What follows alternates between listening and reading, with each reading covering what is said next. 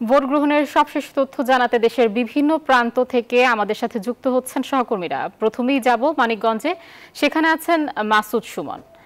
সুমন, সকালবেলা কেন্দ্রে ভোটার উপস্থিতি কেমন দেখছেন? সেখানকার সার্বিক পরিস্থিতি জানাবেন।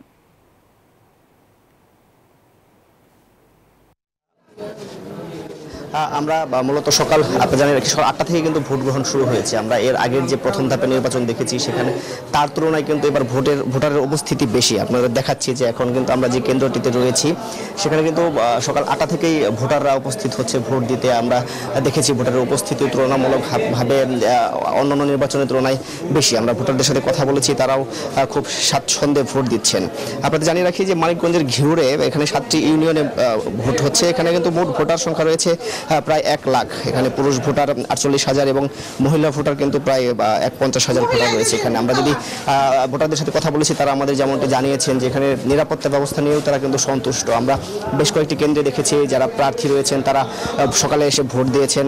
এই উপজেলায় কিন্তু চেয়ারম্যান পদে 9 জন প্রার্থী নির্বাচন করছেন। সেখানে আমরা সকালবেলা দেখেছি যে দুয়েল শালিক প্রতীকে যিনি নির্বাচন করছেন মাহবুবুর রহমান জনি, তিনি ভোট দিয়েছেন। তিনি আমাদের সাথে কথা বলেছেন, তিনি ভোটের সার্বিক পরিস্থিতি নিয়ে সন্তুষ্ট। তো এই প্রার্থী কিন্তু এখন আমাদের সাথেই রয়েছেন, এই কেন্দ্রে আছেন।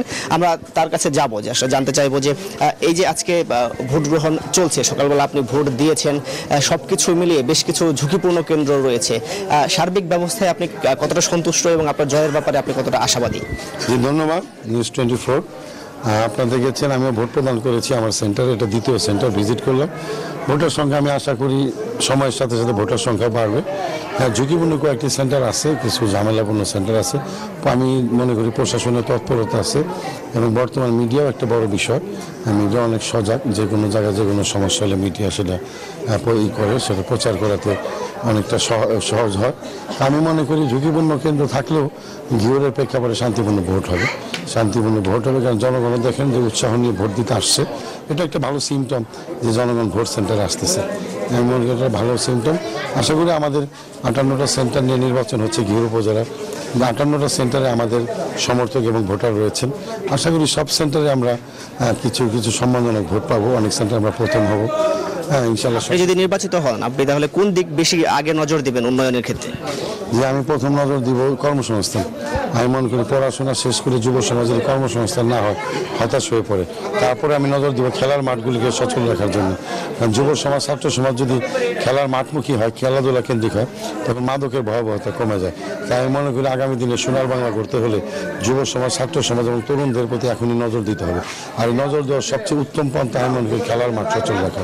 আর আপনি জানেন একটা ছেলে যখন খেলার মাঠে থাকবে বা খেলাধুলা করে বাসায় ফিরবে, তখন সে কিন্তু একটা ডিসিপ্লিনের মধ্যে থাকবে এবং মাদক থেকে সবসময় সে দূরে থাকবে। ভোটার উপস্থিতি কেমন দেখছেন এবং ভোটারদের প্রতি আপনার কি পরামর্শ থাকবে? জি, ভোটার উপস্থিতি মোটামুটি শুরু হয়েছে, ভালোই দেখা যাচ্ছে। ভোটারদের প্রতি আমার আহ্বান, আমি তরুণ প্রজন্মের ভোটার, আমি বয়সে তরুণ, আমি যুব সমাজের প্রার্থী, আমি তরুণ সমাজের প্রার্থী, আমি ছাত্র সমাজের প্রার্থী।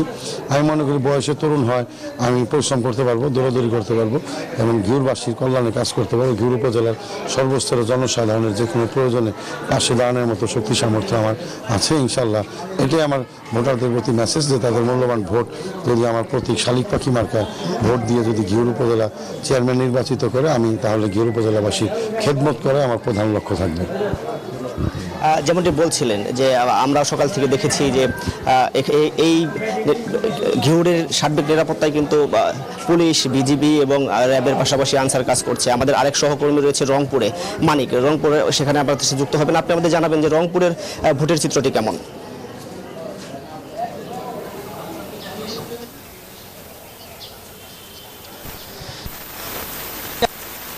সকাল 1 ঘন্টা কিন্তু পেরিয়ে গেছে, ভোট শুরু হয়েছে 8টা, এখন 9টা বাজে, কিন্তু ভোটার উপস্থিতি অর্থাৎ নেই বললেই চলে। অর্থাৎ ভারী বৃষ্টিপাতের কারণে সকাল থেকে কিন্তু অর্থাৎ ভোটাররা এখনও ঘর থেকে বের হয়নি। আমি রয়েছি মিঠাপুকুরের সটিবাড়ি মহাবিদ্যালয় কেন্দ্রে। আপনি ক্যামেরা চোখে দেখতে পাচ্ছেন যে একদম ফাঁকা ভোট কেন্দ্র। একজন ভোটার খণ্ড খণ্ডভাবে কেন্দ্রে তারা ভোটাধিকার প্রয়োগ করে চলে যাচ্ছে। এই মিঠাপুকুরে 159টি ভোট কেন্দ্রে অর্থাৎ 4,46,251 জন ভোটার তাদের ভোটাধিকার প্রয়োগ করবেন। কিন্তু যেহেতু 1 ঘন্টা পেরিয়ে গেছে, ভারী বৃষ্টিপাত চলছে, তো বেলা বাড়ার সঙ্গে সঙ্গে হয়তো ভোটার বাড়বে এরকম প্রত্যাশা প্রার্থীরা করছেন এবং সংশ্লিষ্ট যারা রয়েছেন সকলে করছেন। একজন প্রিজাইডিং অফিসার রয়েছেন আমার সাথে, একটু এই সঠিবাড়ি মহাবিদ্যালয়ের প্রিজাইডিং কর্মকর্তা, একটু আমাকে বলবেন যে 3017 ভোট রয়েছে, কত ভোট পড়েছে, আপনার কাছে কোনো তথ্য রয়েছে কিনা? এই মুহূর্তে আনুমানিক 50 থেকে 60টার মতো হবে।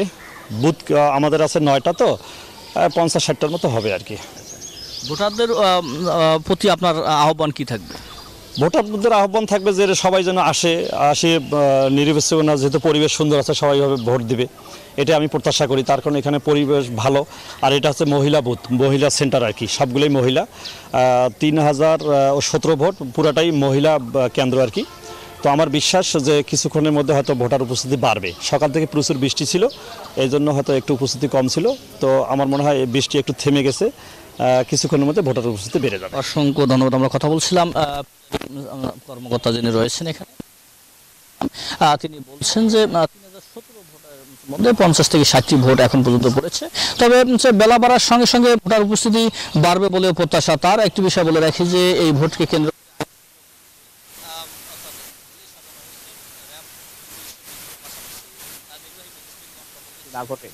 সব মিলে অর্থাৎ রংপুরের মিঠাপুকুর এবং আরেকটি উপজেলা পীরগঞ্জে ভোট অনুষ্ঠিত হচ্ছে। সব মিলে অর্থাৎ রংপুরের মিঠাপুকুর এবং আরেকটি উপজেলা পীরগঞ্জে ভোট অনুষ্ঠিত হচ্ছে। সেখানেও কিন্তু অর্থাৎ ভোটাধিকার প্রয়োগ করছেন। সেখানেও 11 জন প্রার্থী প্রতিদ্বন্দ্বিতা করছেন এবং মিঠাপুকুরে প্রতিদ্বন্দ্বিতা করছেন। তাহলে এই ছিল রংপুরের মিঠাপুকুর থেকে আমার কাছে সর্বশেষ। একই খবর জানতে চলে যাব সহকর্মী মুর্তজার কাছে রাজশাহীতে।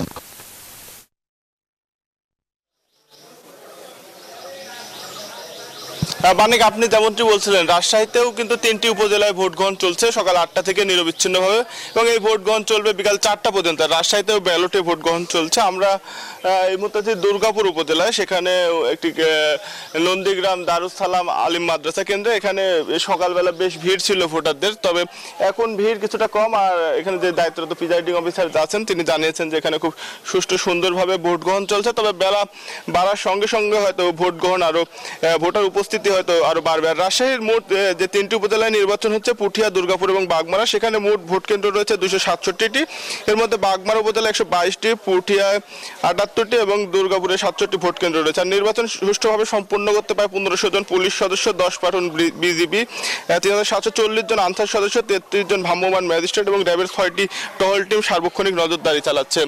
এবং ভোটাররা জানিয়েছেন যে ভোটের পরিবেশ নিয়ে তারা সন্তুষ্ট। প্রতিদ্বন্দ্বী প্রার্থীরাও ভোটের পরিবেশ নিয়ে সন্তোষ প্রকাশ করেন। এই ছিল রাজশাহী থেকে সর্বশেষ। ফিরে যাচ্ছি স্টুডিওতে। আয়েশা।